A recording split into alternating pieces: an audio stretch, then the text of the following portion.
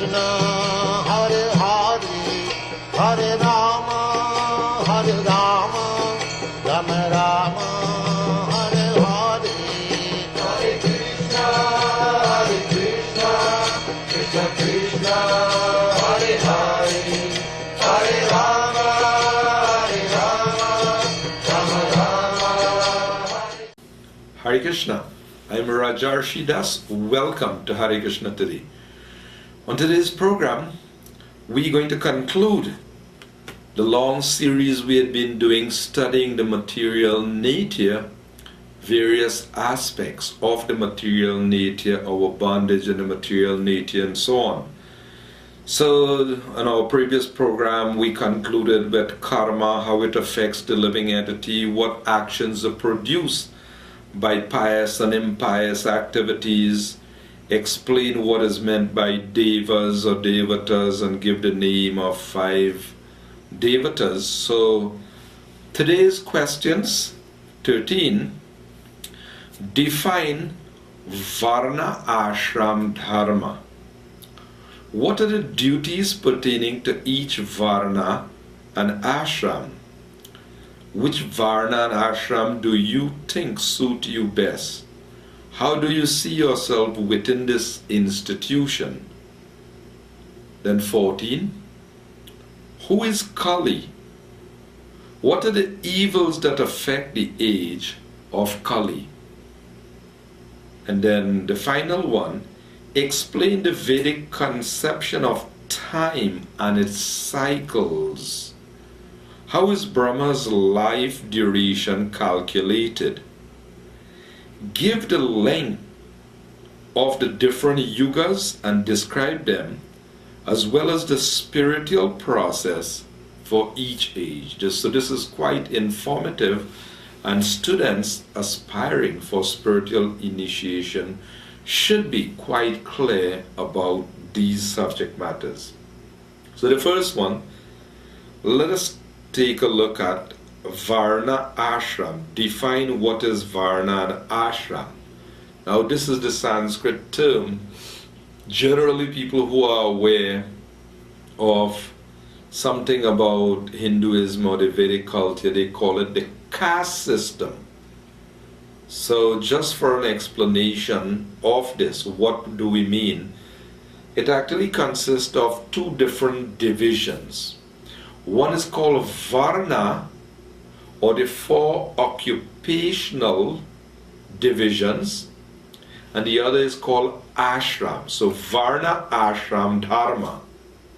Ashram means spiritual division. So let us look at the occupational divisions first, and then we'll look at the spiritual divisions. When we say occupational divisions, when the eternal souls take birth in this world, we take on a particular type of body.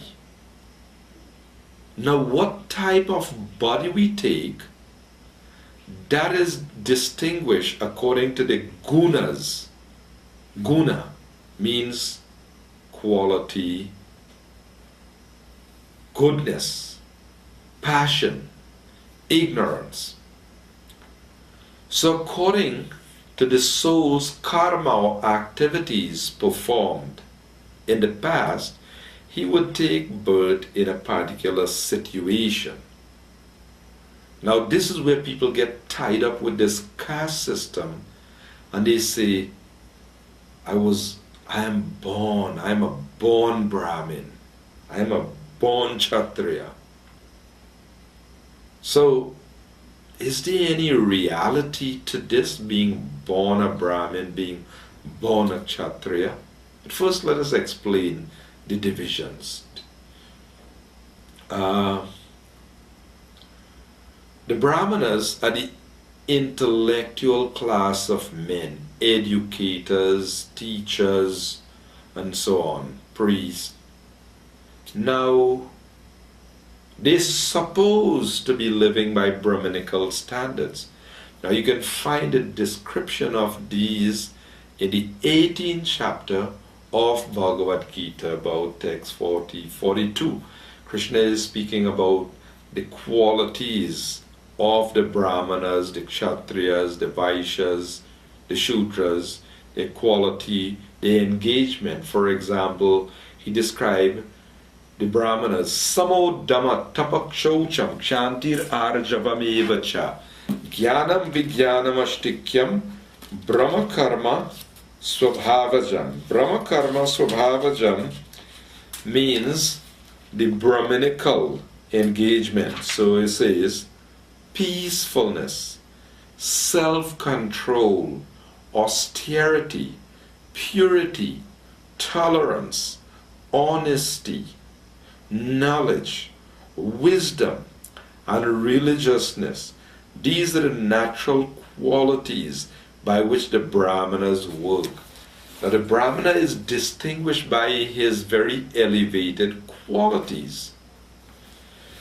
The Brahmana is supposed to be the leader in the society, to enlighten the society, to enlighten the other classes in society. So that's why today things become corrupted and confused when the educators, the leaders of society, have no Brahminical qualification. In other words, they're mlechas or untouchables as teachers, yavanas and so on as teachers. Even the priests, sometimes you hear about a pope, his favorite dish is veal, the tender flesh of the calf. Now this is demoniac. This is all mlecha, yavana, and they are supposed to be acharya, mean one who teaches by example. So the priests and so on, they're supposed to be in spiritual consciousness, elevated consciousness. But if they're in low consciousness, then they won't be able to spiritually elevate their followers. So there is the Brahmanas, the educators, and we're not speaking only about spiritual education. Those who are educators in society in general, whether they're teaching science, technology, whatever, they're supposed to be in the Brahminical category. So Srila Prabhupada said, Kali Yuga is full of overeducated Shudras, lower class men who have assumed the position of teachers and leaders and all of that. So then there are the Kshatriyas. Kshatriyati means to protect from hurt. So the Kshatriyas, Krishna is describing in the Bhagavad Gita also that Shodyam Tejo Dritir Daksham Yudhe Chapya Palayanam Danam Ishvara Bhavas Chakshatram Karma Swabhavajam. Heroism, power, determination, resourcefulness, courage in battle, generosity, and leadership are the natural qualities of work for the Kshatriyas. Now, the real Kshatriyas, they protect society. They have to see that the society is protected, is governed properly. In other words, they even have to see that the Brahmanas are properly educating the society. But today, due to a lack of this being properly in order, then chaos and confusion reigns and everyone suffers. Then Krishi Gorakshavanijam Vaishya Karma Swabhavajam Paricharyat Atmakam Karma Shudrasyapi Swabhavajam. Farming, crowd protection, and business are the natural work for the Vaishyas, and for the Shudras there is labor and service to the others. So you will find these in the Bhagavad Gita, the description of the various castes. However, we should understand properly their functions. It's just like this physical body. The Brahmanas are compared to the head because the head is supposed to analyze and give direction for the rest of the body. The arms are meant to protect the body. Something is coming, then you defend, you protect the body with the arms. Then the stomach, consuming and nourishing. The Vaishyas, they provide for the nourishment of the society. And the Shudras, the laborers, they compare to the legs. Legs are important because legs have to take you to where you have to go. So these 4 divisions is a unit created. Krishna says, Chatur Varnyam. This is in chapter 4, text 13 or so. Krishna says, Chatur Varnyam Maya Srishtam Guna Karma Vibhagashaha. That these 4 divisions of human society were created by me for the harmonious functioning. Now it is because of souls, their own karma, that Krishna puts them in this situation and that situation. But it is very important to note, it is not by janma, it is by the karma, the activities that one's perform. One has to be qualified. Fine, you may be born in a Brahmin family, and that's a good opportunity. You will get good education, good training, and so on. But if you don't adopt that education and training, then you cannot claim to be a Brahmin. Suppose you're born in a doctor family. That's a very good thing. Very good opportunity. You were exposed to medical science from the very beginning. You have a good opportunity. But suppose you don't really take the training to become a doctor. Then suppose now someone wants some surgical operation performed, and you say, oh yeah, I'm doctor. I say, you're doctor, you're surgeon, what's your qualification? No, I'm a genuine doctor. I'm the one, I'm born in a doctor family. I am born doctor family. I have doctor blood running in my veins. My father's a doctor, my mother's a doctor, so I'm a doctor. You think someone will trust you to perform an operation because you were born in a doctor family? No, that's foolishness.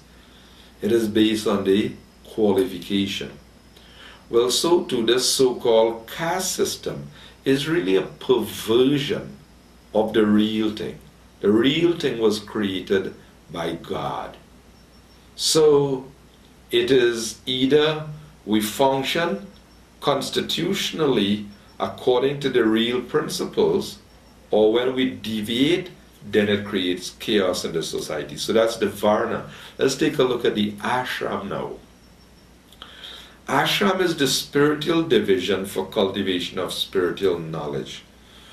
So first there is the brahmachari. Brahmachari means from the beginning of life, when education begins. Brahmachari gurukule vasandanda gururhitam, that a person is supposed to cultivate knowledge in the ashram of the guru. So as a brahmachari, person will cultivate the spiritual knowledge. But then, because that is the suitable age for humility and submission and learning, but then as the body matures and so on, then a person moves on in life. So then a person, the next ashram is called Grihasta ashram. They're all ashrams. Brahmachari ashram, Grihasta ashram. Ashram means a place where spiritual cultivation is the goal. So Brahma Achar, the whole existence is cultivating knowledge of spirit for the student. But then Griha means householder. Griha means a home. So the Grihasta, he has a household situation. He has a wife, he has children, he has a family. But the whole purpose of this should be also to know God. Husband, wife, children, they all supposed to be living according to spiritual guidelines for attaining perfection. So there are guidelines in the Srimad Bhagavatam. Narad Muni explained to Yudhishthira the qualities, not the qualities, but the duties of a grihasta. How they can attain liberation. They should make their mode of life simple. They should use the results of their work for worshipping the Lord. They should always associate with saintly persons, hearing the glories of Lord Vasudeva. So the duties of the grihasta is described here. But then as a person live the life in the grihasta ashram, then as we go about, we come closer to death. So then there is vanaprastha. Van means forest. So formerly, people would retire from the household situation and they would go to the forest and learn to take shelter, depend on God, and concentrate. For the higher classes in society, they would take sannyas, or the renounced order of life. So the lower classes, they would remain in the grihastha or in the vanaprastha, as the case may be. So it's important to note that these four divisions, occupational divisions, and the four divisions of ashram, they are actually arranged by God for one purpose only. The Vishnu Purana said, Varna ashram acharavata purushena parapumam Vishnur aradhyate pantha na anyatato shakaranat. Na anyatato shakaranat means there's no other purpose to these divisions but the worshipping of the Supreme Lord Vishnu and pleasing Him. It is not meant to discriminate, cast down or cast out some, or pulling rank on people, I'm higher than you or so. That's not the purpose. It is a harmonious arrangement according to our psycho and physical nature. We have engagements accordingly. Someone is intellectual person, then cultivating knowledge, studying scriptures and so on, and educating and teaching, he can do that. But if you carry him, if you put him to fetch heavy load and plow and do this and that, then he won't fare well. And similarly, if you ask a person who is a laborer by nature to come and give a lecture on the Bhagavad Gita or to teach some philosophy, well, apart from his behavior and his lack of spiritual standards, but he won't be too comfortable in delivering philosophy. So the idea is that everyone, they're meant for elevation. We are neither Brahmin, Kshatriya, Vaishya, nor Shudra. Chaitanya Mahaprabhu came to teach us how to transcend all material designations. So he says, Naham Vipro. Vipra means Brahmin. Naham Vipro Nacha Narapatir. That is Kshatriya. Napi Vaishya na Shudra. That I am not a Brahmin, Kshatriya, Vaishya, Shudra. Neither am I this sannyasi, this grihastha, these things. He says, Gopi Bharatur Para Kamalyor Dasa Das Anudas. I am simply the servant of the servant of the servant of the maintainer of the gopis, Krishna. So these divisions and so on, Brahmin, Kshatriya, Vaishya, Shudra, we should know it is still material. It is according to the three modes. We are born in this world, and appropriately according to the modes we are in this position, that position. So Krishna says, Tribhir guna mayir bhavair ebhi sarvamidang jagat mohitang nabhijanati mamebhya paramabhyam. He said that deluded by the three modes, goodness, passion, and ignorance, the entire world knows me not. So if we just get caught up thinking I am Brahmin, Kshatriya, Vaishya, I am this, I am that, we are still caught up in illusion. We have to transcend. So Krishna tells Arjuna, Nishtrai Gunya, you should transcend the three gunas. So this is the description of the Varna and Ashram. The other parts of the question is personal, about yourself. Which Varna and Ashram suits you best? How do you see yourself within the institution and so on? So a person should know and function accordingly and perform his prescribed duty and worship the Lord, and he'll make progress. That's why a person has to have Guru to help one to be situated properly in the appropriate ashram. Next question, who is Kali? What are the evils that affect the age of Kali? Now we're not speaking about the goddess Kali. Kali is the personality who is the deity for this present age, the age of quarrel and hypocrisy problems. So the personality of Kali influences. So it is said here, what are the evils that affect the age of Kali? So the descriptions are many in the age of Kali Yuga. Souls who didn't make it liberated in Satya and in Treta and in Dwapar, they fall to the bottom of the barrel, the dregs in the Kali Yuga situation. But the Lord has mercy on the souls of Kali Yuga. So what are the characteristics? Prayen alpayushak sabhya kalos min yuge janaha manda sumanda matayor manda bhagya hi upadrutaha. In this iron age of Kali, iron age, the age of iron and steel and technology, yes, in this iron age of Kali, men have but short lives. They're lazy, they're quarrelsome, they're misguided, they're unlucky, they're always disturbed. This is the nature of people in this age of Kali Yuga. Very quarrelsome, always running into conflict. That's the nature of things in this age of Kali Yuga. So Kalira Dosha Nidhi. Dosha Nidhi means Kali Yuga is an ocean of faults. But Ashtihi Eko Mahan Guna, but there's one great quality left. Kirtanadeva Krishnasya, the chanting of the names of God.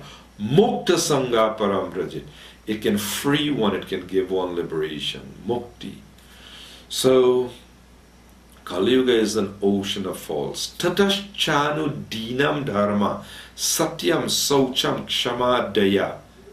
All these things would diminish in the age of Kali Yuga. Our religiosity, ayur, our bodily strength, our duration of life, cleanliness, truthfulness, satyam, saucham, kshama, daya, our mercy, compassion. People are merciless in Kali Yuga, such a demoniac mentality that they just go cutting the throats of people. Today people get killed like goats on the side of the road, right? People are so brutal in their consciousness. The type of ghastly murders that are committed today, it's amazing. So that's the demoniac nature of the age of Kali Yuga. But you don't have to be victimized. Srila Prabhupada said in the rainy season, rain may be falling everywhere, but a responsible man will take an umbrella over his head and he'll go to work, or he'll get his food, or he'll do whatever he has to do. So although Kali Yuga is an ocean of faults, we don't have to be victimized by these faults. We can take the association of sadhus, saintly persons, learn to study the scriptures, learn to live by the scriptures, and we can attain perfection. So there is no excuse in this age that, oh well, I didn't know about this and I didn't know about that. You can make an excuse, but you won't be excused. When the time of death comes and we have to face the consequences, we won't be excused. So let us look at the final question in this section. Explain the Vedic concept of time and its cycles. How is Brahma's life duration calculated? Give the link of the different yugas and describe them, as well as the spiritual processes for each age. So just in case we run out of time and we don't get time to explain all the details, in the 4th chapter of the Bhagavad Gita, we would find out about the duration of the ages and so on. As Krishna is saying in the beginning of the 4th chapter, I gave the knowledge to the sun god Vivashvan. It came down through Parampara and so on. There it is explained. But in the 8th chapter of the Bhagavad Gita, there it is explained about Brahma's duration of life and how it is calculated and so on. So give the link of the different yugas. We are living in the age of Kali Yuga, and it lasts for 432,000 years. Yes, 432,000 years.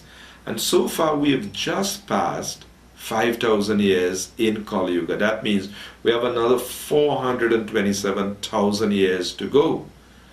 Don't get scared. You don't have to be around. You can do what it takes now and get out. And that's the purpose. That's our purpose in teaching. To prepare people to get out of this age of Kali Yuga. Because don't hang around towards the end, because people will be eating people, and that's going on already, so you better watch out. So anyway, you want to calculate the durations, then it's 4 ages. So you take the duration of Kali Yuga, 432,000 years, you multiply it by 2 and you get the next age, the one prior to this. That's Dwapar Yuga, 864,000 years. You take Kali Yuga and you multiply it by 3, you get Treta Yuga duration. You multiply it by 4, you get Satya Yuga duration. Now, how is Brahma's life calculated? Sahasra Yuga Paryanta Maharyat Brahmano Vidu, that the duration, Brahma's one day, consists of these cycles, Satya, Treta, Dwapar and Kali, when multiplied 1,000 times, is the duration of Brahma's one day. And such also is the duration of his night. So it's important to understand that time is cyclic, not linear, a beginning and an end and a doomsday and is finished. No. Time rotates and cycles like the seasonal changes, spring, summer, autumn and winter, and time goes on like that in cycles. So it's very important to understand the Vedic teachings and the calculation of time, because the material world is wound up. It goes in cycles, creation and dissolution. The duration of Brahma's whole lifetime, this is just one breath of Mahavishnu. Brahma has his day. You take the 4 ages and multiply it 1,000 times, that is just a day of Brahma. And that's the duration of his night also. But then he has his month, and then his weeks and his years. So his lifetime is amazing duration, but then he has to die also. But all of that is just one breath of Mahavishnu. So we would like to conclude this section of material nature. The next subject matter, B, is studying the soul and the super soul. So we conclude. I am Rajarsi Dasa saying Hare Krishna, and do join us again next week for a continuing presentation. Hare Krishna, Hare Krishna, Krishna Krishna, Hare Hare.